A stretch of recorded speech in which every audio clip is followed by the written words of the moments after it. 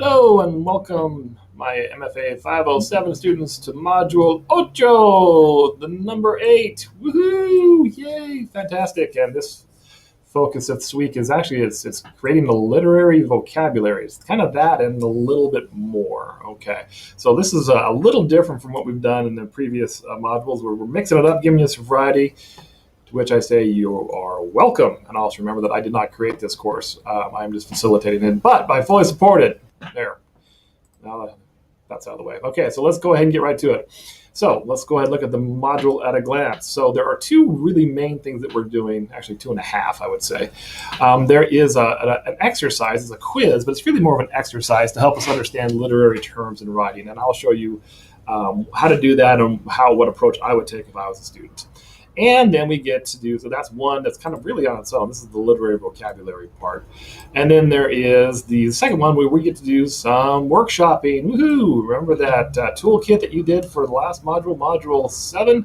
Well, guess what? You get to do peer reviews. You get to submit yours for the class, and the class gets to give you feedback, and we'll talk about that. Okay, so these are what you're supposed to do.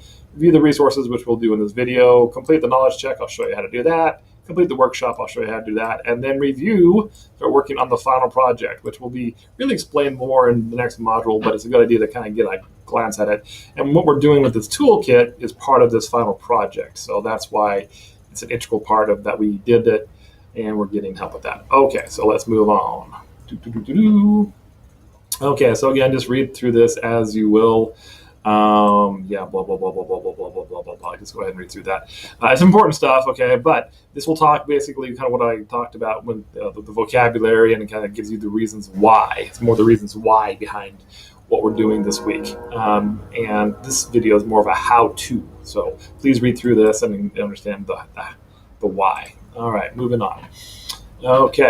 Okay, so here's the resources. The biggest one you're going to be using is this one here, a new handbook of literary terms. And I'm going to show you the example of that and how that works with your quiz that you're going to be taking in just a second.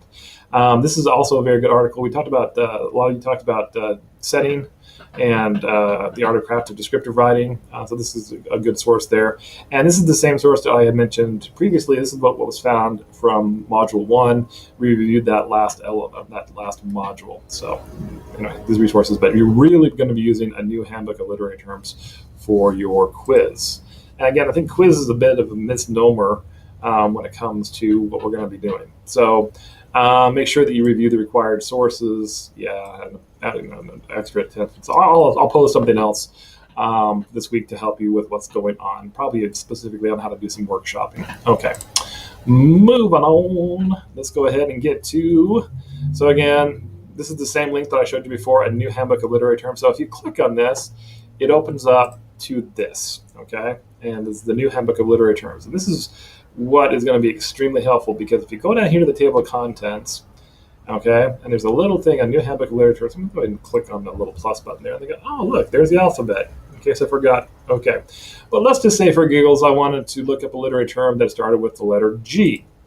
So I would click on that, and it will then, oh, gay studies, I can't even pronounce that. Okay, gender studies, genealogy, genre. Okay, so there's all these sorts of literary terms that are defined in this handbook. Okay, so you have to memorize every single one of these things. No, you don't. I'm just kidding. You don't have to memorize every single tool. That's actually not the point of what we're going to be doing.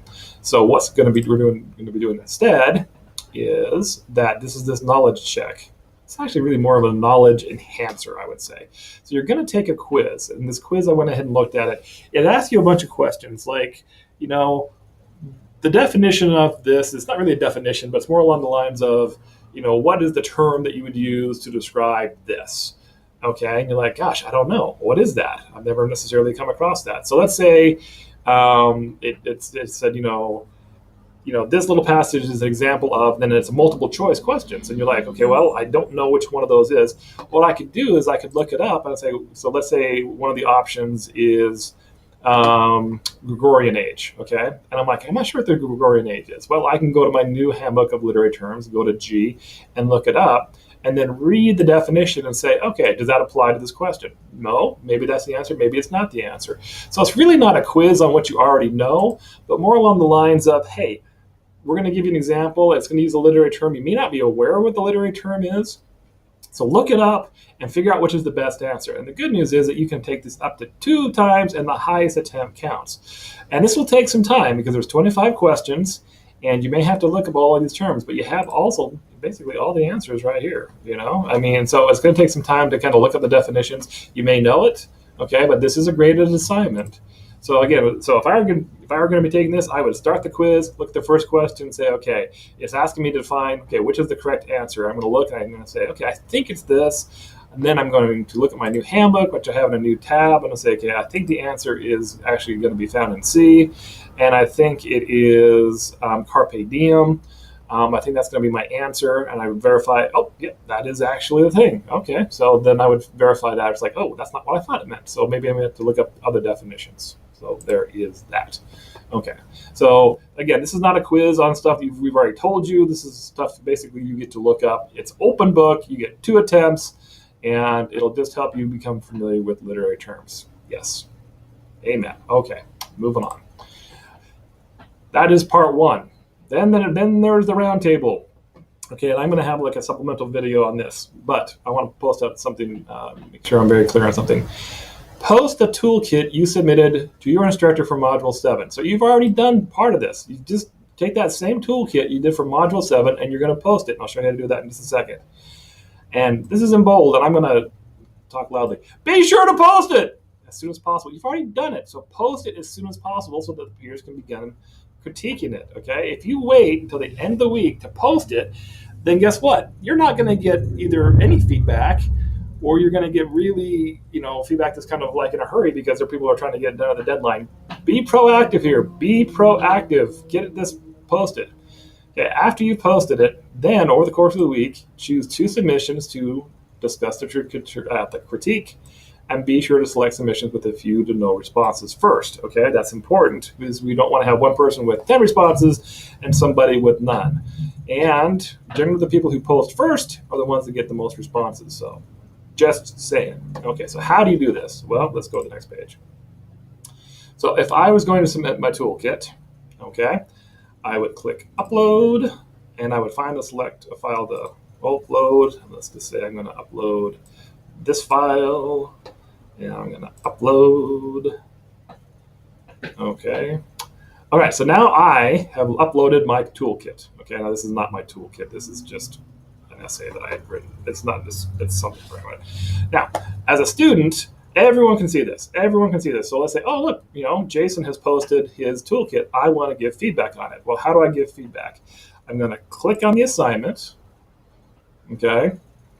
And then I will read through their toolkit, and then I'm going to leave some feedback. Well, how am I going to do that? I'm going to click on global annotations, and then this is where I leave my feedback.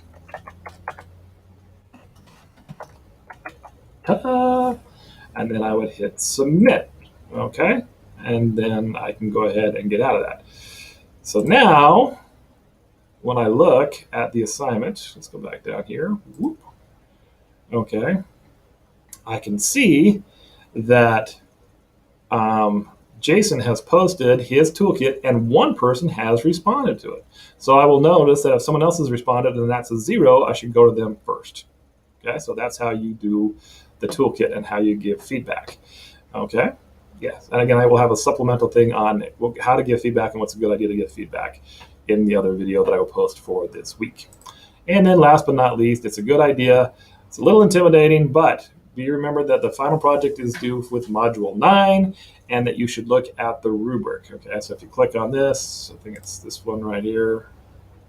No, that's for this week. This is the final one.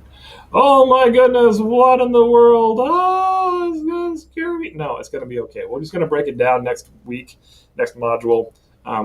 But notice that the toolkit is part of the whole big final project.